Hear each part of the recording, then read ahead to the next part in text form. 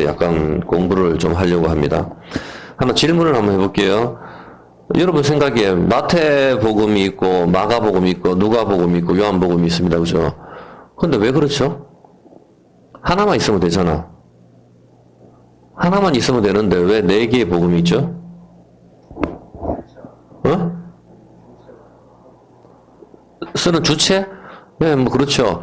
예, 일단 우리가 이 복음에 대해 사복음에 대해서 오늘 좀 약간 공부를 할 건데 이 공부를 하기에 앞서 가지고 제가 여러분들한테 저거를 갖다가 좀 확실하게 좀 할 필요가 있을 것 같습니다. 그게 무슨 소린가 하면은 제가 이번 주에도 저쪽에 우리 교회 목사님을 좀 만났고 또 뭐 댓글 달리는 거라든가 유튜브라든가 이런 거 봤었을 때 좀 사람들이 정신이 좀 없는 사람들이 좀 많이 있는 것 같아요. 좀 만나서 이건 뭐 신학을 했는 목사님들조차도 정신이 없는 소리를 많이 하는데 그게 첫 번째로 어떤 건가 하면은 아담 이전에도 사람이 있었다. 그렇게 이야기를 합니다. 아담 이전에도 사람이 있었다. 그렇게 이야기하는 사람들인데 이건 참으로 멍청한 소리입니다. 왜 그런가 하면은 자기들이 거기 봤었을 때 카인이 아벨을 죽이고 도망을 다닐 때 7배나 뭐 갚는다, 표를 준다. 그러면 그때 사람들이 어디 있었느냐. 그렇게 이야기를 하는데 이건 참으로 무식한 소리죠. 일단 오늘은 사복음이 주제니까 또 몇 개로 셀 수가 있으니까 간단하게 그냥 아담 이전에 사람이 있었는지 없었는지 성경을 근거로 단칼에 그냥 설명을 해드릴게요. 고린도전서 15장 45절 한번 찾아볼래요? 고린도전서 15장 45절. 예, 여러분 읽어보세요. 뭐라고 되어 있습니까? 기록된 바 뭐라고요? 첫사람, 아담은, 첫사람이 누구라 합니까? 인류의 첫사람. 아담입니다. 아담 이전에 다른 사람이 있다든가 그런 건 없다 이 말입니다. 그러니까 참으로 답답한 거죠. 그리고 또 신학자, 이게 정통신학을 했는지 안 했는지 잘 모르겠는데, 이런 이야기를 하는 게 있어요. 하나님은 한 분이시다. 맞죠? 한 분. 근데 그 한 분이 어떨 때는 성령님으로 오시고 어떨 때는 예수님으로 오시는 거다. 그렇게 이야기를 하는데 이것도 참으로 이건 이단입니다. 왜 그런가 하면은 여러분 그렇다면은 예수님이 겟세마네 동산에서 기도하실 때 누구한테 기도했단 말입니까? 그러면은 자기 자신한테 기도한단 말입니까? 이 말도 안 되는 소리거든요. 이 성경에 기초도 없는 거죠. 자꾸 넘어가면은 정확하게 히브리어 원어를 파서 정확하게 이렇게 정통적으로 공부를 할 생각을 안 하고 이상하게 완전히 엉뚱한 쪽으로 넘어가 버린단 말입니다. 요한복음 마지막 장 한번 찾아볼래요? 그리고 그때 사람들이 어디 있었느냐, 전부 다 그렇게 이야기를 하는데, 요한복음 마지막 장 한번 찾아봐요. 요한복음. 예, 요한복음 마지막 절 뭐라고 돼 있는가? 예, 마지막 절에 뭐라고 돼 있죠? 자, 예수의 행하신 일이 이 외에도 많으니 만일 낱낱이 기록된다면 이 세상 일이라도 이 기록된 책을 2개 부족할 줄 아느니라. 그러니까 이 세상을 갖다가 전부 노트로 만들어가지고 예수님의 행적을 다 기록한다 하더라도 부족하다. 그렇게 이야기하죠. 요한이. 그렇게 이야기합니다. 그렇다면 무슨 뜻입니까? 아담이 930살까지 살았어요. 930년 동안. 930년 동안 살았는데 아담의 내용은 성경에 한두 줄이 전부입니다. 한두 줄이. 만약에 아담이 아기 낳는 이야기를 갖다 930년 붙으면 지금 언제입니까? 세종대왕부터입니까? 장관이 잘 모르겠는데, 이순신 장군이 한 500년 되니까. 하여튼 세종대왕부터 지금까지 아기 낳는 이야기 족보를 다 적는다 그러면은, 창세기 한 권을 다 적어도 아담 아기 낳는 이야기만 다 하다가 치워야 된단 말입니다. 이 무식한 사람들이 자꾸 그게 없으니까 성경은 요리책에 냄비를 어디서 사왔느냐, 그런 거 필요 없단 말입니다. 당연히 냄비는 있는 거고, 어떻게 고등어 삶느냐, 그 이야기만 하면 된다고. 성경은 율법과 복음만 설명한단 말입니다. 예수님이 우리 구원하는 내용, 그 내용만 담기 때문에 아담이 930년 동안 살았다 하더라도 아담의 아기 낳는 이야기는 안 적는단 말입니다. 필요한 것만 몇 개 적지. 그 판단을 못해요. 그리고 카인이 아벨을 죽였을 때는 이미 성인이라고 아기가 나서 성인이 됐을 때 몇 살에 죽였는지가 없잖아. 500살 돼서 죽였을지 700살 돼서 죽였을지 언제 죽였는지 이게 정확하게 연도를 좀 따져봐야 되는데, 그걸 모르기 때문에 사람이 이미 많이 있었다고. 그런 식으로 자기들이 성경에 몇 명 없었는데 누가 죽였나? 아담 이전에도 사람이 있었다. 이런 식으로 풀면 안 되거든. 모르면은 차라리 덮어두든가. 성경을 그렇게 밀면 안 됩니다. 이런 것 때문에 성경이 마태, 마가, 누가, 요한, 이렇게 사복음이 있는 겁니다. 사실 여러분 생각해보세요. 이게 마가복음, 마태복음, 이건 아니거든. 이게 제목이 아니거든. 후세 사람이 붙인 거잖아. 마가가 자기가 마가복음을 썼는데 자기가 내가 마가복음 이렇게 썼겠어요? 그건 아니잖아. 후세 사람들이 붙였는 거잖아, 보면은. 그래서 성경에 보면 성경의 제목은 성경의 1장 1절이 제목이라 보통. 그걸로 여러분들이 제목을 봐야 돼요. 그게 기본이거든. 아, 마가복음이니까, 이거 마가가 썼구나. 이거는 우리가 이해를 할 수가 있어도, 아, 마가가 썼으니까 이게 마가복음이다. 그렇게 하면 그건 틀린 거란 말입니다. 어떤 개념인지 아시겠습니까? 예, 그런 개념으로 우리가 봐야 되는데, 일단 하나님 말씀 성경이 얼마나 무서운가 하면은, 이게 성경이 1500년 동안 우리가 지금 한권으로 딱 돼 있으니까, 아, 이게 뭐, 누가 한 사람이 썼구나, 이렇게 생각하는데, 그게 아니고, 1500년 동안 조각조각 나는 조각들을 갖다가, 사본들, 원본은 없어요. 사본을 모아가지고, 한 권으로 만들어서 우리한테 들어왔는 겁니다. 그래서 이 연도별로 다 틀리단 말입니다. 그래서 신약은 헬라어로 기록이 된 거라, 구약은 히브리어로 기록되어 있고, 그 중간중간에 또 아람어도 있단 말입니다. 아람어. 그리고 마가복음 같은 경우는 고도란트를 쓰죠. 고도란트 로마 화폐거든. 어떤 게, 그래서 마태복음은 주로 어떤 걸 쓰는가 하면은 유대인들을 위한 책이기 때문에 유대인으로 왕으로 오신 예수님, 마태가 유대인의 왕으로 오신 예수님, 그거를 갖다가 중점적으로 봤단 말입니다. 그걸 쓰는 거고, 마가복음 같은 경우는 바로 로마 고도란트를 쓰니까, 다른 데서 쓰지 않는 고도란트를 쓰니까, 로마 시민들, 로마의 지배를 그때 받고 있었으니까, 로마 시민들을 향해서 쓰는 게 마가복음이라고, 주로. 꼭 그렇던 건 아니지만, 대체적으로 이게 신학자들 일반적인 정통신학에서 그렇게 본단 말입니다. 그리고 누가복음 같은 경우는 헬라 사람들을 위주로 그렇게 썼는 거. 그렇게 해서, 사람으로 오신 예수님을 주로 그리고 있는 게 누가복음이거든요. 그 요한복음 같은 경우는, 신의 아들, 하나님이신 예수님, 독수리 복음, 이렇게 해가지고, 요한복음 써서 전 세계인을 대상으로, 요한복음 개념이, 그런 개념이에요. 그래서 이 조각을, 퍼즐을 묶어가지고, 하나로 보는 겁니다, 하나로. 그 왜 사냐? 오로 해서 하나로 묶어도 되지. 왜 사냐? 이 사는 왜 사인가 하면은, 이 사가 바로, 이따 오후에 설명을 해드릴게요. 이것도 이건 4개의 강하고도 같이 연결이 되는 거기 때문에, 장세기에, 오후에 설명을 해드리고, 그런 부분이 있는 거거든요. 이해가 됩니까? 그리고 또 마태복음은 유대인으로 왕으로 오신 예수님을 설명하기 때문에, 동물의 왕 누구예요? 사자죠. 그래서 사자복음이라고 이야기합니다. 그리고 사자복음이라고 이야기하고, 마가복음 같은 경우는 종으로 오신 예수님. 그래서 마가복음의 요절이 뭡니까? 마가복음의 요절이, 인자는 성기로 왔다. 그게 바로 마가복음의 요절이라고. 종으로 오신 예수님. 그리고 누가복음은 종으로 오신 예수님이니까 송아지 복음이라고 이야기합니다. 그리고 누가복음 같은 경우는 뭐라고 이야기합니까? 누가복음은 사람의 아들, 사람의 모습으로 오신 예수님. 그래서 마태가 사자라면은, 누가는 송아지고, 마가는 송아지고, 누가는 사람이란 말입니다, 사람. 그리고 요한복음은 또 뭡니까? 요한복음은 하나님의 아들, 하나님이신 예수님을 설명하기 때문에 뭘 그리고 있습니까? 하나님이신 예수님을 그리니까. 그래서 독수리. 내가 독수리 날개로 너희를 업어서 왔다. 계속 하나님께서 그렇게 말씀하시죠. 그 독수리 복음이라고 이야기를 하거든요.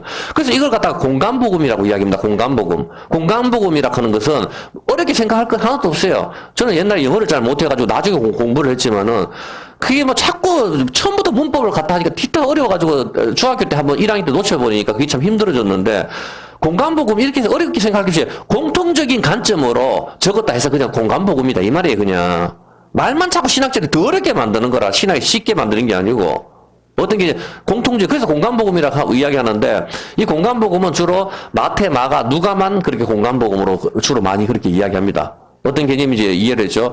그렇다면은 여기서 마태복음에서 가장 많이 쓰이는 그 시제가 뭡니까? 시제. 우리가 문법 이야기는 별로 특별하게 안 하는데, 마태복음에서 주로 많이 쓰이는 것은 뭐죠? 주로 핵심 단어가 우리에게 이루어진 과거형을 많이 썼단 말입니다. 과거. 그래서 마태복음은 과거. 그리고 마가복음은 곧 이렇게 해서 곧이라 하는 말이 굉장히 많이 있어요. 곧. 어떤 개념인지 알겠어요? 그래서 과거고 마가복음은 현재. 누가복음은 뭐겠어요? 누가복음 마지막 장에는 어떻게 이야기를 하죠? 누가복음 마지막 장 찾아볼래요? 누가복음 마지막 장 찾아봐요. 누가복음. 장수 좀 불러줄래? 그래서 정말 누가 보고 마지막 절 한번 쳐볼래? 네.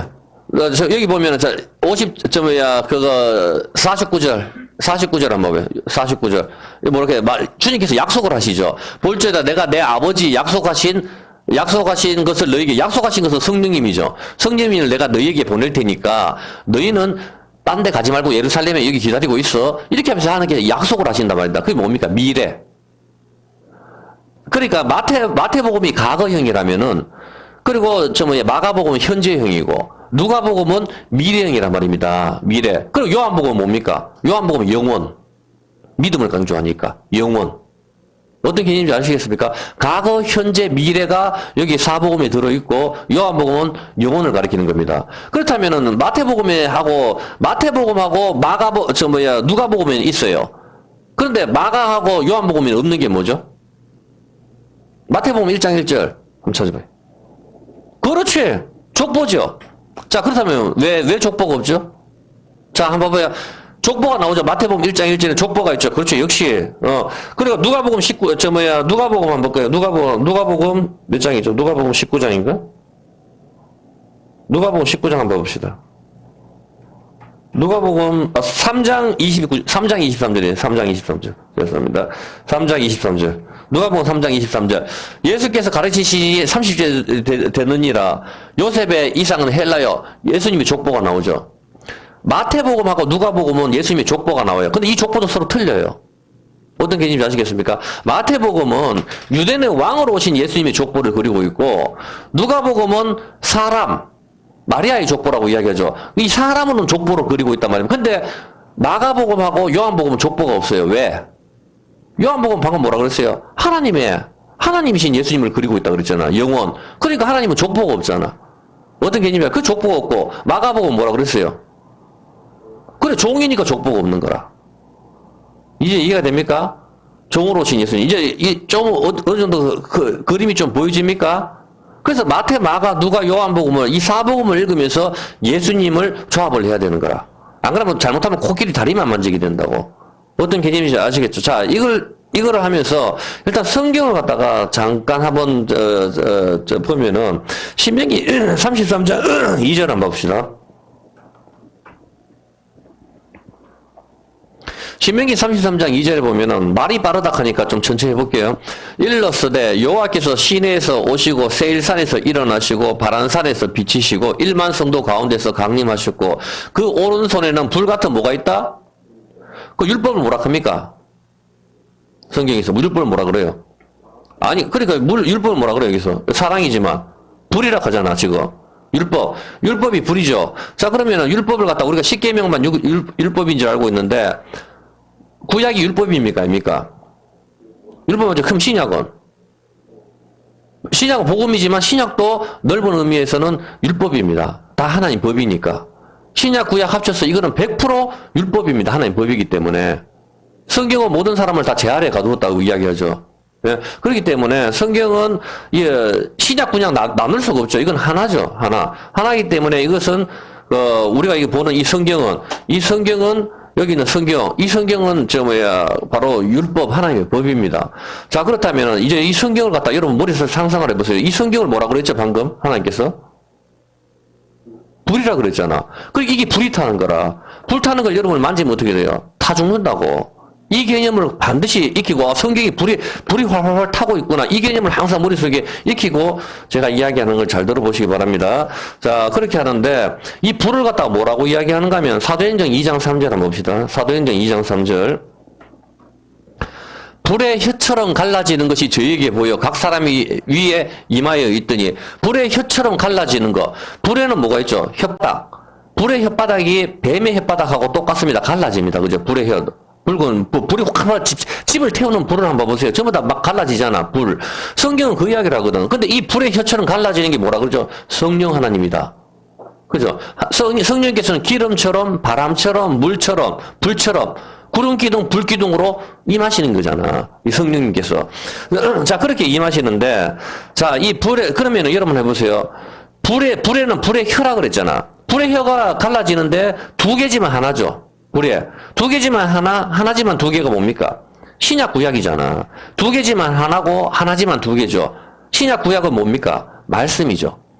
말이 나오는데 두 개지만 하나, 하나지만 두 개란 말이라. 그게 무슨 소리입니까? 말이 나오는데 말이 두 개가 나오는 건 뭐예요? 두 개의 말, 하나의 말이 뭐예요? 신약 구약이잖아. 신약 구약인데 그러면 두 개의 말은? 말이 두 개가 나와야 되잖아. 두 개의 말이 뭐예요? 두 개의 말. 혓바닥이 두 개니까 두 개의 말이 있어야 되잖아. 예?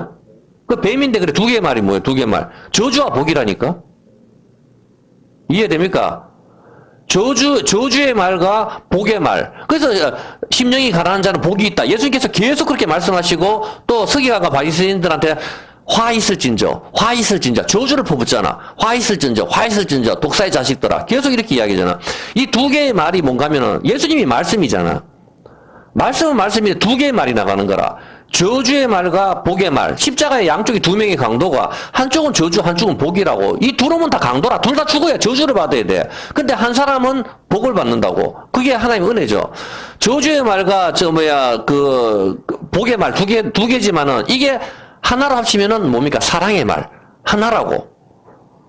어떤 개념인지 알겠습니까?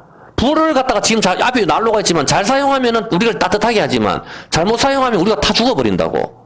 성경이 바로 그 이야기를 하는 거라. 성경을 잘 사용하면 우리가 성경 말씀으로 우리가 구원을 받는데 잘못 사용하면은 성경 때문에 우리가 죽는다. 그 이야기를 하는 거라고. 그게 뭔가 하면은 두 개지만 하나지만 두 개가 바로 뱀의 혓바닥. 이거하고도 똑같은 건데 잘 한번 보세요. 민수기 21장 5절 한번 볼게요. 민수기 21장 5절. 자, 사람들이 하나님 말씀을 싫어했죠. 만나를 싫어했잖아. 자, 한번 보세요. 백성이 하나님과 모세를 향하여 원망하되 어찌하여 우리를 애굽에서 인도하여 올려서 이 강야에서 죽게 하는 거. 아니 도대체 왜 우리가 애굽에서 파라오 뱀 밑에서 종노릇 하면서 잘 살고 있었는데 왜 나는 차라리 그 종노릇 하는 게 더 편했다. 왜 나를 갖다가 재밌는 거기에서 애굽에서 재밌었는데 나를 왜 불러내가지고 이 강야에 식물도 없고 물도 없고 우리에게 이 박한 식물은 이 만나만 뒷다 내려주니까 이 만나 좀 치아라. 이렇게 이야기한다는 겁니다. 지금 여러분과 저의 모습이란 말입니다. 세상에서 재밌는데 유튜브도 보고 텔레비도 보고 온갖 음란물 넘치고 드라마 보고 늘 재밌게 사는데 왜 나를 갖다가 멀쩡하게 잘 살고 있는 나를 갖다가 구원한다고 이렇게 교회로 데리고 와가지고 성경만 봐라. 이게 좀 치아라. 똑같은 이야기를 하는 거예요. 그러니까 하나님께서 어떻게 하죠? 여호와께서 뭘 배시죠? 불뱀을 보냅니다. 불뱀. 아니 왜 뱀을 보내죠? 뱀은 마귀의 상징 아닙니까? 우리가 봤을 때. 그냥 차라리 그냥 뱀 말고 차라리 뭐 박쥐라든가 뭐 비둘기 같은 거 보내가지고 눈을 뽑도록 하든지 뭐 이렇게 하면 좀 더 좋을, 독수리 같은 거 보내가 뭐 그렇게 공격하라 하면 더 좋을 것 같은데 뱀을 보낸단 말입니다. 근데 불뱀입니다. 불 여기에 이 불타는 거거든. 불. 아까 불이 뭡니까? 율법이잖아. 불 같은 율법. 그리고 뱀은 뭡니까? 두 개의 혓바닥. 뱀이 여기서 봤을 때 이 나하시 뱀이 이렇게 시소리가 내죠. 이게 마술을 행하다, 주문을 외우다, 점을 치다 뜻이거든. 점 치는 게 뭡니까, 여러분? 점 치는 게. 주사위를 갖다가 두 개 던지는 거죠. 주사위를 두 개 던지는 게 점을 치는 거라. 두 개 던져가지고 죽음의 숫자가 나오면 죽어야 되고, 사는 숫자가 나오면 살아야 되는 게 주사위 두 개거든. 주사위 두 개가 뭐죠? 구약과 신약, 십계명이라고. 이 두 개가 던져지는 순간이 있잖아. 어디서 던져집니까? 시내산에서 금송아지 생길 때. 금송아지 생길 때 좋다. 주사위 한번 던져보자. 이게 던져가지고 이 돌판이 깨어지지 않으면은 너가 사는 거고 깨어지면 너가 다 죽는 거야. 이거거든. 그래서 예수님을 십자가에 달아놓고 그 주사위를 밑에서 제비를 뽑는 거라. 제비를 뽑는 게 바로 그 모습을 이야기하는 거예요. 어떤 개념인지 이해를 하시겠죠? 그거란 말입니다. 그래서 불뱀을 보내가지고 백성을 갖다가 다 물게 하니까 이게 사람들이 막 죽어나갑니다. 사람들이. 오늘 전염병 때문에 막 죽어나가듯이.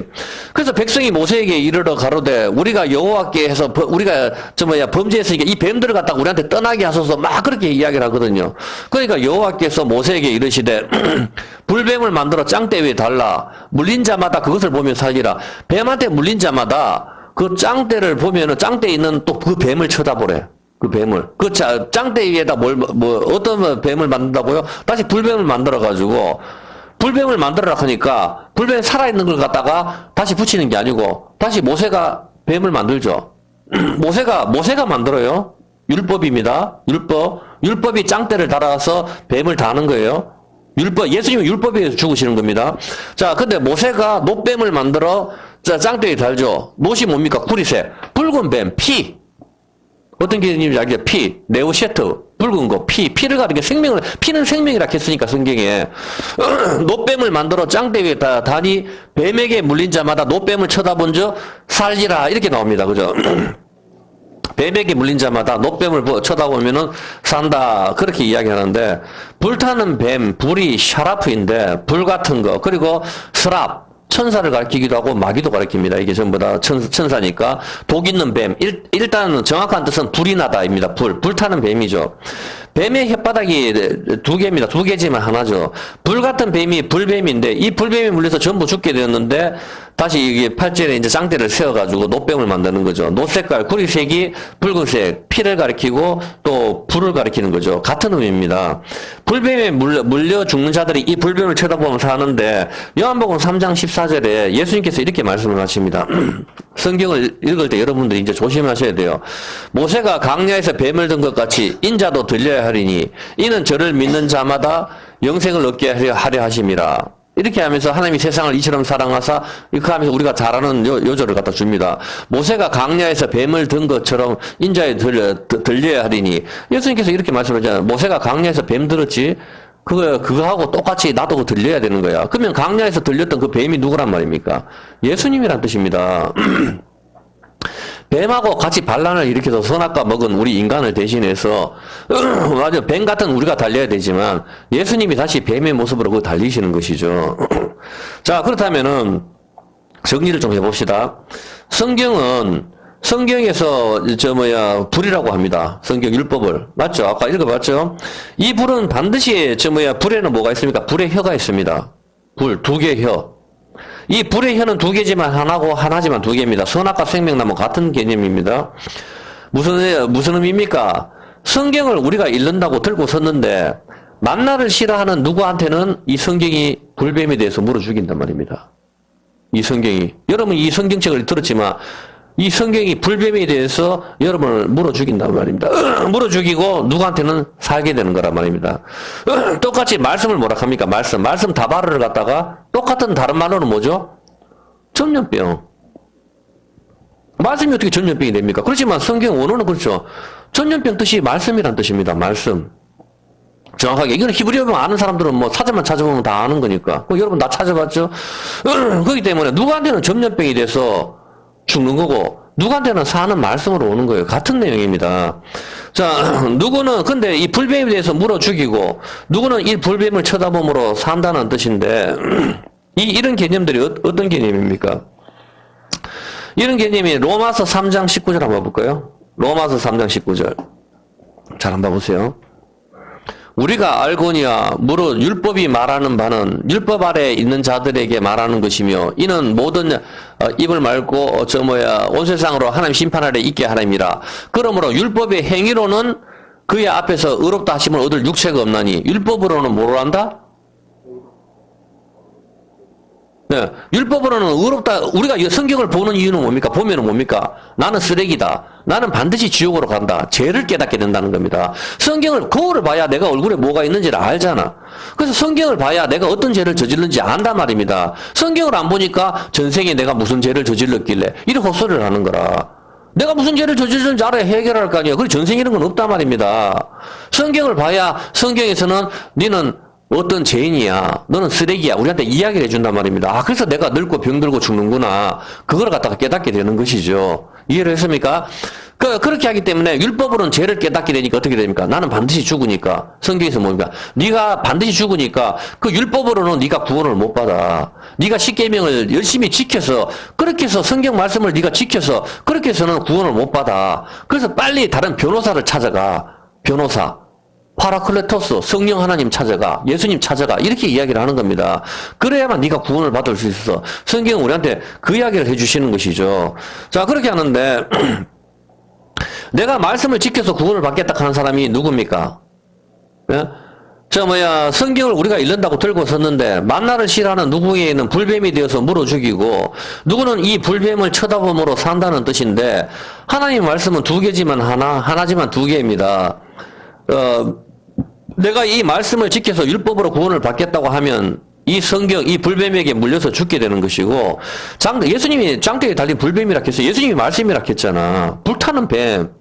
여러분들이 하나 알아야 될 게, 하나님께서 만드신 모든 것은 다 선합니다. 돼지든 바퀴벌레든 지네든지 간에 다 선한 거예요. 근데 하나님께서 일부러 부정한 짐승과 정결한 짐승을 나누시죠. 굽이 있는 것과 굽이 없는 것 나누시단 말입니다. 그것은 우리가 세상과의 구별을 가르쳐 주는 거예요. 어떤 개념인지 아시겠죠? 하나님께서 그걸 우리한테 보여주시려고 정결한 짐승, 부정한 짐승 이렇게 나누는 거예요. 그래서 예수 안 믿는 사람과 예수 믿는 사람, 너는 구별이다, 나시린이다, 이렇게 우리가 성도다, 거룩한 백성이다, 이렇게 우리한테 뭔가 설명을 해주, 복음을 설명해 주는 거라. 하나님께서 만드셨는데 뭐 돼지는 나쁘고 뱀도 나쁘고 이렇게 말을 하면 안 되거든. 지혜는 뱀처럼 지혜로우라 했잖아. 네. 뱀처럼 지혜로워. 바로 예수님께서 십자가에 달린 노뱀, 바로 예수님처럼 지혜로우라 그 말을 하는 거예요. 선악과 따먹으라는 그 뱀을 말하는 게 아니고. 어떤 개념인지 아시겠죠? 이 불뱀이기 때문에 이 불뱀이 그대로 요한계시록에 가면 뭐를 나오죠? 요한계시록에 가면은 붉은 용으로 나오는 거라. 붉은 용. 어떤 개념이냐? 붉은 용, 피, 불타는 거, 생명을 잃어버리게 만드는 거. 그 개념이 그대로 옮겨지는 거라고. 어떤 개념인지 알겠죠, 그죠? 자, 그렇게 하기 때문에, 내가 이 말씀을 지켜서 율법으로 구원을 받겠다고 하면, 율법으로는 죄를 깨닫는 건데, 내가 이 율법을 지켜서 구원을 받겠다고 하면은, 이거는 독사의 자식이 되는 거라. 여러분들이 이 개념을 잘 봐야 된다니까. 그래서 교회 가면 어떻게 해요? 특별 새벽 기도, 예수님도 새벽에 기도했으니까 우리도 새벽에 나서 기도하자. 계속 내 행위. 그리고 여러분들이 하나 문제가 오면, 내가 믿어서 구원받는다 하는 그것도 행위라고. 어떤 개념이 아니고 내가 믿어서 구원받는 게 아니고 믿음은 너희에게 난 것이 아니요 하나님의 선물이라 하잖아. 너희에게 난 것이 아니고 하나님의 선물, 하나님의 은혜로 우리가 구원을 받는 거라. 항상 이 개념을 우리가 잘 잡아야 됩니다. 자, 이 성경은 누구한테는 불뱀이 되어서 물어 죽이고 누구에게는 생명 남으신 예수님을 인하여 살게 되는 것이죠. 마태복음 23장 33절에 보면은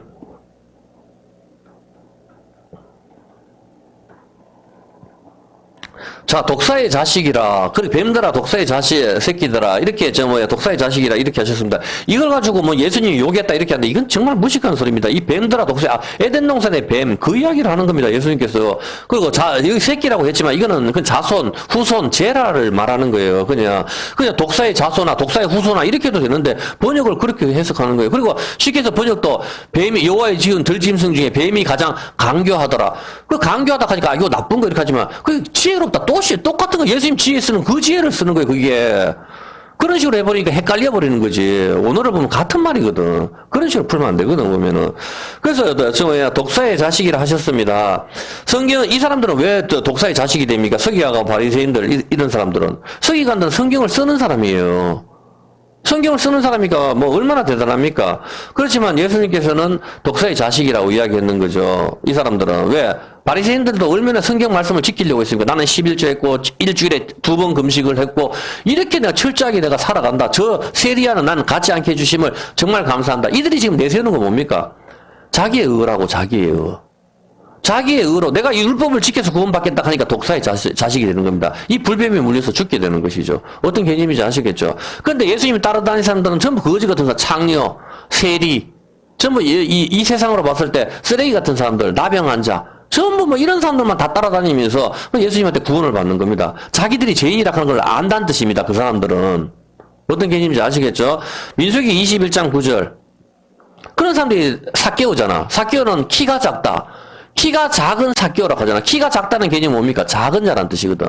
작은 자. 작은 자는 바로 예수님과 같은 자를 의미하는 겁니다. 이 작은 자가 올라가는 게 나무에 올라가는 거야. 십자가. 뽕나무, 돌무화과는 어떤 건 상관없어요. 나무에 올라가야 예수님을 의미해요. 거기서 어떻게 되죠? 이 사람은 부자잖아. 진짜 부자인데, 앞에 어떤 부자는 돈 갚으라 하니까, 다, 가는 사람 나눠주라 하니까 못 해준다 하잖아. 못 해주겠다 하니까 부자가 천국 가는 것보다 낙타가 바늘구멍 가는 게 더 쉽다. 예수께서 그렇게 말씀하시는데, 이 삭개오는 부자인데 자기 재산을, 다른 사람 거 가져왔으면 4배나 갚겠다. 또 4가 나오지. 왜 4배를 갚죠? 10배 갚으면 더 좋잖아. 왜 4배로 갔습니까? 바로 사가 가리키는 의미가 있는데, 그건 오해 설명을 해줄게요. 자, 민수기 21장 9절에 불뱀에 물린 자마다 노뱀을 쳐다보므로 전부 다 사는 것이죠. 서기관과 바리새인들은 성경에 열심히 있는 자들입니다. 이들은 하나님 말씀인 성경이 불뱀이 되어서 전부 죽여서 지옥으로 보내는 것이고, 마리아나 나사로, 베드로 같은 사람들은 생명나무이신 예수님께 기대어 살아난 사람들이죠. 이들은 짱대에 달린 노뱀을 쳐다보는 사람들입니다. 자, 9절에 모세가 노뱀을 만들어 장대에 답니다. 모세는 율법을 가리킵니다. 예수님이 율법에 의해서 죽으셨습니다. 우리가 죽어야 되는데 예수님이 뱀 같은 우리 대신에 십자가에 달리셔서 죽는 것이고, 율법의 요구를 만족시키시는 것이죠. 여러분들은 성경을 펼칠 때 머릿속으로 생각을 하시기 바랍니다. 이것은 불이구나. 불의 해처럼 갈라지는 것이구나. 불타는 돌이구나. 서기관들과 바리새인들도 영원히 살려고 성경을 펼쳤지만 지옥으로 가게 됐습니다. 이 사실을 잘 봐야 됩니다. 서기관들은 성경을 쓰는 사람입니다. 영원히 살려고 성경을 펼쳤지 죽으려고 성경을 펼친 건 아니잖아. 그렇게 해서 이 성경 말씀대로 열심히 살려고 자기들 노력을 했습니다. 근데 예수님께서는 독사의 자식아 그렇게 이야기했는 겁니다. 왜 그러죠? 성경을 읽지를 못했다는 겁니다. 성경을 쓰고 성경을 그렇게 10시간씩 읽었지만 정작 성경을 읽지를 못했는 거죠. 성경에 감춰진 그 진짜 하나님의 음성을 읽지를 못했다는 겁니다. 성경에 진짜 감춰진 그 하나님의 음성은 뭡니까? 사랑이거든, 사랑. 그래서 안식일 날 성경을 읽고 나서 뭐랬죠? 예수님이 안식일 날 일하는 거 가지고 생난리를 지긴단 말입니다. 안식일 날 왜 일을 해? 왜 안식일 날 일을 하냐고 생난리를 지긴데 예수님께서는 보란 듯이 안식일만 계속 골라서 사람을 죽여버립니다. 그 개념이 어떤 개념이죠? 왜 안식일 날 사람들 자꾸 예수님께서 고치십니까? 일을 하십니까? 그렇지. 예수님, 맞죠. 그래. 예수님이 안식을 회복시키시는 걸 갖다 보여주시는 거죠. 근데 그걸 갖다가 창세기하고 연결한다면은 땀 흘리는 저주하고 연결이 되는 겁니다. 겟세마네 동산에서 예수님께서 땀을 흘리시지만 그게 바로 안식을 회복시키는 것이거든. 어떤 개념인지 알겠죠? 선악과 먹고 죽음이 왔는 인간에게 하나님께서는 아담이 이제부터 네가 땀을 흘려야만이 이제 식물을 얻는다. 그렇게 이야기를 하잖아. 그죠? 땀을 흘려야만이. 근데 땀을 흘리는 데는 안식에서는 성전 안에서는 땀을 흘리는 게 없단 말입니다. 이해가 됩니까? 에덴 동산 안에서는 땀을 흘리는 게 없었잖아. 땀을 계속 흘리고 있는데 네가 땀을 흘려야 된다. 이래 말하면 앞뒤가 안 맞죠. 그래서 저는 땀을 안 흘렸다는 뜻 아닙니까? 땀을 안 흘렸는데 이제부터 땀을 흘리는 일이 발생을 한단 말입니다. 그때가 언제죠? 안식일을 갖다가 기억하게 거룩하게 지키라 하잖아. 그래서 사람들이 안식일을 열심히 지키죠. 이스라엘 사람들은 이 거리도 몇 킬로 이상을 걷질 않아요. 엘리베이터도 누르지 않는다고 그것도 일이라고 해서 다 자동으로 만들어놨어요, 그냥. 그런 식으로 지금도 유대인들은 그렇게 지키거든. 옛날에는 얼마나 더 했겠어요. 더 철저하게 침 뱉는 것도 일이다 이래가지고 침도 바위에 갖다 뱉었다고. 땅에 뱉으면 거름이 된다 이래가지고. 그런 식으로 철저하게 일을 안 했는 사람들인데, 근데 그들이 유독 안식일날 일을 한 게 있어요. 뭐죠? 어디서 일을 하죠? 구약에서 이 사람들 철저하게 안식일 다 쉬는데 안식일날 유일하게 일을 하는 사람들이 있었잖아. 그렇지. 제사장들이 성전 안에서 어떤 개념인지 아시겠습니까? 그래서 안식일을 갖다가 안식일의 주도 목적은 일하지 마라. 일하지 마라. 근데 성전에서 일하는 사람들이 있잖아. 그러면 논점은 뭡니까? 우리가 주일날 짜장면을 사 먹는다. 짜장면을 사 먹는다. 맞습니까? 틀립니까? 뭐 주일하고 안식과는 틀리지만 일단 안식일로 잡았을 때 짜장면을 사 먹는다. 맞습니까? 틀립니까? 예? 아니지. 논점을 갖다가 안식일에서 일하는 사람과 일하지 않는 사람과 나뉘잖아. 성전 안에서 일하는 사람들은 허용이 되고 성전 밖에 있는 사람은 쉬어야 된단 말입니다. 어떤 개념인지 알겠습니까? 우리가 여기서 성전 안에서 주의 일을 하기 위해 가지고 짜장면을 사 먹든지 텔레비를 보든지 이게 다 주님이 기뻐하시는 일의 연속이라면, 우리가 일하는 연속이라면은 이거는 성전에서 일하는 것이 되잖아. 성전에서 소를 잡고 가죽 껍데기를 벗기고 다 땀이 흐르잖아. 땀이. 소 껍데기 벗기려고 하면 얼마나 땀이 흐르겠어요. 소 가죽을 벗기려고 하면 여러분 생각해 보세요. 그걸 갖다가 그걸 다 칼로 벗기고 피가 튀고 땀이 비 오듯이 흐르지 얼굴에. 그 큰 소를 갖다 몇 명이서 달라붙어가 그게 한 마리가 오는 것하고 수도 없이 이스라엘 백성들이 들어오는데 레지파가 아침부터 저녁까지 그걸 갖다가 피를 뿌리고 들고 나르고 물 뜨고 뭐 계속 해야 될 거 아니야 보면은. 그걸 갖다가 유혈이 낭자할 거 아니야 보면은. 그래 땀이 뭐 줄줄줄 흐른다고. 그 개념이 어떤 개념이에요? 땀을 흘려야 식물을 얻는다 하는 거. 그게 바로 예수님을 보여주는 거잖아. 김정은이가 땀 안 흘립니다. 태어날 때부터 재벌이 무슨 땀을 흘려요. 어떤 개념인지 아시겠죠? 바로 일하는 것과 일하지 않는 것. 여기 논점은 거기라. 그럼 일하는 것은 성전 안에서 일하는 것. 세속적인 일은 멈추란 말입니다. 그 개념이라고. 세속적인 일을 멈춤으로 주의 일을 하는 개념. 근데 이제 우리가 성전이 됐으니까 우리의 삶 전체가 주의 일로 가야 되는 거라. 특별한 한 날만 정해서 요 날은 쉬는 거 이 개념이 아니고 일단 이런 개념으로 가야 되는 것이죠. 자, 일단 뭐 자꾸 말이 단대로 샜는 것 같은데 성경을 읽을 때 시간이 벌써 다 돼버렸네. 성경을 읽을 때에 우리는 도덕과 윤리를 뽑아내는 것이 아니라 예수님을 쳐다보아야 우리가 산다는 것입니다. 정확한 하나님의 음성을 성경에서 들어야 사는 것입니다. 어떤 개념인지 아시겠죠? 이 하나님 말씀이 들어와서 나를 죽여야만 된다 이 말입니다. 이처럼 성경은 누구에게는 죽이는 율법이 되고 또 전염병이 되고 누구한테는 또 선악과가 되는 거고 누구한테는 살리는 생명나무가 된다. 이 뜻이란 말입니다. 어떤 개념인지 이해를 하시겠습니까? 예, 그렇죠. 자, 그렇다면은, 마태, 마가, 한 5분만 더 끝낼게요. 여기서 봤을 때, 자, 마태복음은 우리가 약속된 메시아를 갖다가 우리가 지금 이야기를 하는 건데, 자, 한번 질문해 볼게요. 마태복음은 무슨 복음이라고 그랬죠? 동물로 하면은. 사자, 그리고 유대인의 왕으로 오신 예수님. 외우세요, 그냥. 자, 그렇게 이야기를 했고, 그 마가복음은, 그죠, 송아지, 그리고 종으로 오신 예수님. 그리고 또, 나라는 어떤 나라? 고드란트를 쓰잖아. 로마. 마가복음은 로마를 갖다가 겨냥한 거고, 마태복음은 유대인의 왕으로 오신. 그리고, 그러면 누가복음은, 사람으로 오신 예수님? 그렇게 하면서 뭐죠? 관념이 어떤 개념이죠? 헬라. 그리스. 어떤 개념인지 아시겠습니까? 그리고 요한복음은 무슨 복음이죠? 동물로 치면은. 그죠? 독수리고, 하나님이신 예수님. 그리고, 복음 대상은. 그죠? 전 세계. 어떤 개념인지 아시겠습니까? 그리고 과거형으로는 마태.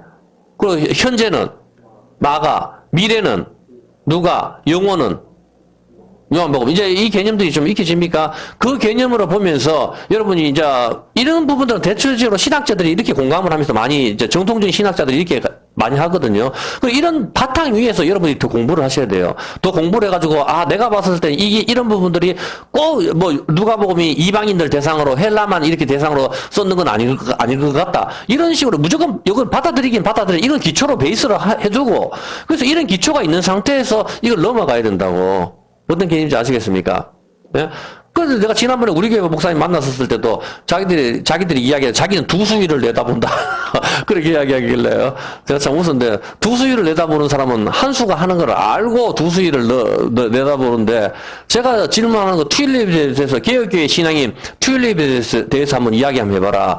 그렇게 하니까 알지도 못하더라고. 그 목사님도 시험 문제 나왔는 건데도 그런 것도 모르는 걸로 모르길래 제가 어디 가서 말하지 말라고 자꾸 그런 식으로 성경을 갖다 밀면 안 된다. 정확하게 기초가 베이스하고 개혁교회하고 하란하고 이거 다 공부를 하고 난 뒤에 그 위에 그 다음에 비유를 풀어야 되는 거지 베이스가 없는 상태에서 그렇게 가면 안 된다. 그렇게 이야기를 하는 겁니다. 자, 일단 그렇게 했었을 때 그렇다면은 일단 아까 누가복음 1장 1절 한번 찾아볼까요? 자, 그러면 여러분이 한번 이제 보는 것만 잠깐 5분만 설명하고 끝을 낼게요. 자, 누가복음 1장 1절 봤을 때 자, 우리 중에 이루어진 사실에 대하여 처음부터 말씀의 목격자 되고 일꾼 되고 붓을 든 사람이 많으니라. 그 모든 일에 근원부터 자세히 살핀 나도 데오빌로 가까이 차례로 보내는 것이 좋은 줄 알고 이렇게 쭉 쓰면서 이제 5절에 이제 이야기를 하죠. 유대왕 헤롯 때에 아비야 반열에 제사장 하나가 있으니 이름은 사가랴요. 그 안에는 아론의 자손이 이름은 엘리사벳이라. 자, 이렇게 하면서 딱 등장을 한단 말이에요. 그럼 여러분 머릿속에 뭘 떠올려야 될까요? 항상 성경을 읽을 때. 신약이 훨씬 더 어렵습니다. 그럼 읽으면 구약의 어느 지점을 찾아가야 돼요. 신약을 읽을 때 반드시. 그럼 누굴 찾아가야 될까? 아론의 자손이니까 아론을 찾아가야 되는 겁니다. 어떤 개념인지 아시겠습니까? 아론의 자손 이름이 엘리사벳이니까 바로 아론의 부인 이름이라고 이게. 어떤 개념인지 알겠습니까? 그리고 등장하는 게 누구죠? 이 두 사람이 하나님 앞에 의인이고 쫙 이렇게 하면서 엘리사벳이 아기를 못 낳는 이야기 쫙 하고 그다음에 여기서 나오는 게 누구죠? 세례 요한이 등장하고 맞죠? 세례 요한이 등장하고 그 다음에 누가 등장해요? 아까 아론이 등장하고 또 누가 등장하죠? 예수님이 등장하잖아. 그럼 뭐예요? 구약으로 가면은 모세, 아론, 모세 누나, 미리암 이걸 그때 이야기하고 있는 거라고. 항상 이런 식으로 하고 요한복음 1장 1절로 가면은 요한복음 1장 1절 가볼래요? 요한복음 1장 1절로 가면 어디로 가야 되겠어요? 구약으로. 이제 찾는 법을 좀 가르쳐 줄게요. 태초에 말씀이 계시니라 이렇게 하면 어디로 가야 되겠어요? 태초에 말씀이 계시니라 이렇게 나오면 요한복음 1장 1절은 어디로 가야 되죠? 창세기 1장 1절로 가야지. 어떤 개인인지 아시겠습니까? 바로 이런 식으로 해서 공간복음으로 해가지고 여러분이 성경을 읽을 때 그렇게 해서 조합을 해서 성경을 갖다가 여러분들이 풀어야 되는 겁니다. 어떤 개인인지 아시겠죠? 자, 그렇다면 마지막으로 딱 하나만 여러분한테 이야기를 할게요. 자, 성경 마태복음, 마가복음, 누가복음 여기에서는 항상 등장하는 사람이 한 사람 있죠. 누가 등장하죠? 네? 한 사람, 예수님 앞에 누가 한 사람이 등장하잖아. 누가 등장합니까? 그렇죠. 세례 요한이죠. 왜 세례 요한이 등장하죠? 네? 그렇죠. 악기를 갖다가 하는 거죠. 항상 여기서 보면은 세례 요한이 등장을 하는데, 말라기서 한번 볼까요? 말라기서 3장 한번 볼까요? 말라기서 만군의 여호와가 이르노라 보라 내가 내 사자를 보내리니 그가 내 앞에서 길을 예비할 것이요 또 너희의 구하는 바 주가 호련히 그 전에 임하리니 곧 너희의 사모하는 바 언약의 사자가 임할 것이라. 그렇게 하면서 보라 내가 내 사자를 보니 그가 내 앞에서 길을 예비하는 사자. 그 사자가 누굽니까? 그렇게 했었을 때 엘리야라는 거라. 엘리야를 먼저 보내겠다는 거라. 그래서 이 사람들이 메시아가 오기 전에 엘리야가 먼저 올 거야 하면서 전부 다 사람들이 막 기다렸지. 근데 뜬금없이 세례 요한이 등장해가지고 회개하라 하면서 막 소리를 지르고 하니까 제자들이 저 사람은 누구지? 이렇게 생각했을 때 예수님께서 가르쳐 주시는 거예요. 이 세례 요한이 바로 엘리야다. 그렇게 하면서 예수님이 이야기를 하는 겁니다. 그러면은 엘리야 다음에 등장한 사람이 누구죠? 구약에? 엘리사죠. 엘리사는 엘리야하고 틀린 점이 뭐가 있습니까? 그게 키포인트입니다. 뭐라고? 다른 지역 가는 게 아니고 엘리야하고 엘리사하고 딱 차이가 있는 게 하나 있잖아. 무슨 차이가 있죠? 그래서 엘리사가 뒤에 와가지고 막 기적을 막 베풀어. 예수님도 똑같은 기적을 베풀잖아. 그렇게 하는데 엘리야 뒤에 오는 사람이 엘리사인데 엘리사의 특징은 갑절의 영감. 갑절의 영감을 달라고 하잖아. 갑절이 뭡니까? 구약이 옛 언약이 깨어졌으니까 새 언약을 준다 하잖아. 새 언약. 이게 갑절이잖아. 그 갑절이 언제 갑절로 거둬요? 내일이 안식일이니 오늘 금요일 날 갑절로 주잖아. 만나를. 금요일이 예수님이 죽으시는 날이거든. 금요일로 갑절로 줘. 이게 갑절의 축복이라. 사람들이 이걸 넘어가지고 제가 목사님한테 밥을 한 그릇 사니까 천배, 만배로 갚아주시고 기도해. 듣기야 참 좋지만은, 제가 그때 생각했어요. 천배, 만배면은 이 밥값이 한 10만원 나온대요. 어마어마하게 벌겠는데, 지금까지 안 이루어지고 있어. 그런 식으로. 성경에서 말하는 복은 뭡니까? 딱 복의 개념. 이거 하나만 하고 끝날게요. 성경에서 말하는 복은 뭐예요? 히브리어 바라크. 바라크 뜻이 뭐예요? 복이. 우리가 밥 먹었을 때, 천배 만배로 하나님께서 이 밥값 갚아주는 게 복입니까? 아니면은 성경에서 말하는 바라크가 뭐죠? 복. 아브라함에 주셨던 복. 계속 복 이야기하는데 복의 뜻이 뭐예요? 바라크. 무릎 꿇다. 무릎 꿇는 거. 누가 무릎을 꿇죠? 그렇죠. 예수님이 무릎을 꿇잖아. 어떤 개념인지 아시겠죠? 예수님의 고개 숙이심. 성경은 그게 복이란 말입니다. 예수님의 고개 숙이셔야 십자가에 죽으셔야 하나님이 우리한테 인사하시는 거 그게 복이라 말입니다. 그래서 우리는 이미 복을 받은 사람이 되는 거라. 그래서 천국은 죽어서 가는 게 아니고 이미 우리한테 임한 거라고 그 사람들한테는.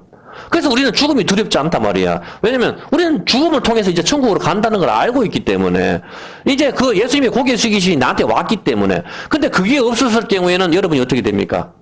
그거를 여러분이 믿지 않을 때는 어떤 경우가 생기죠? 그게 믿지 않을 때? 그게 믿지 않을 때 여러분들이 죄를 좀 안 지어야지. 내가 새벽기도 내가 성경도 좀 열심히 읽어야지. 내가 오늘은 좀 더 주님 뜻대로 좀 살아야지. 이게 바리새인들이라고. 그렇게 하지 말라는 게 아닙니다. 내 행위, 내가 오늘은 내가 정말 이번 주 하루 한 시간씩 성경 읽었거든. 요게 딱 나왔었을 때 바로 그게 바로 죽는 거다 이 말입니다. 어떤 개념인지 아시겠습니까? 내 행위로. 내 행위가 나오면 절대로 안 되는 거라. 우리는 당연히 성경 읽고 죄를 안 지어야 되는 거라. 그거는 뭐 회개해야 되는 건 기본이죠. 그거는 하나님께서 싫어하시니까. 우리는 구원받았기 때문에 그렇게 하는 거라고. 이해했습니까? 하나님이 우리를 구원해 주셨기 때문에 우리가 그 은혜가 감사해서 성경 읽고 하나님 앞에 우리가 나발도 불고 우리가 열심히 하나님을 기쁘시게 하나님 찬송도 부르고 우리가 그래서 그걸 찬송하는 거고 우리가 그걸 춤을 추는 거고 그게 절뚝거리다. 그렇게 하면서 우리가 그렇게 하는 거지. 내가 이렇게 함으로써 내가 오늘은 내가 좀 마음이 편하네. 내가 오늘 요번 주는 좀 죄를 좀 덜 지어서 참 마음 편하네. 그게 아닙니다. 여러분이 죄를 창례하고 잠을 자고 있는 순간이라도 주님 오시면 우리는 구원을 받습니다. 우리는 육체가 살아있는 동안은 죽을 때까지 사실 죄를 지을 수밖에 없어요. 그런데 우리가 그 죄악에서 구원을 받았는데 너희가 다시 거기에 거하겠느냐? 그럴 수 없다. 그래서 여러분, 그럼 이제부터 막 살아도 되겠네. 절대 그래서는 안 되는 겁니다. 그거는 뭐 성경에 보면 알죠. 우리가 내 행위로 구원받는 게 아니고 주님의 은혜로 구원을 받았기 때문에 우리가 그 은혜가 감사하고 우리는 남은 인생을 갖다 이제는 값으로 산 것이 됐기 때문에 내 몸이 내 것이 아니라 말입니다. 그래서 주님 뜻대로 우리는 당연히 잘 살지는 못하지만 그렇게 하려고 노력을 해야 되는 겁니다. 그 행위로 구원받는 것이 아니고. 다 이해를 했죠? 예, 오늘 여기까지만 하도록 하겠습니다. 시편 74편입니다.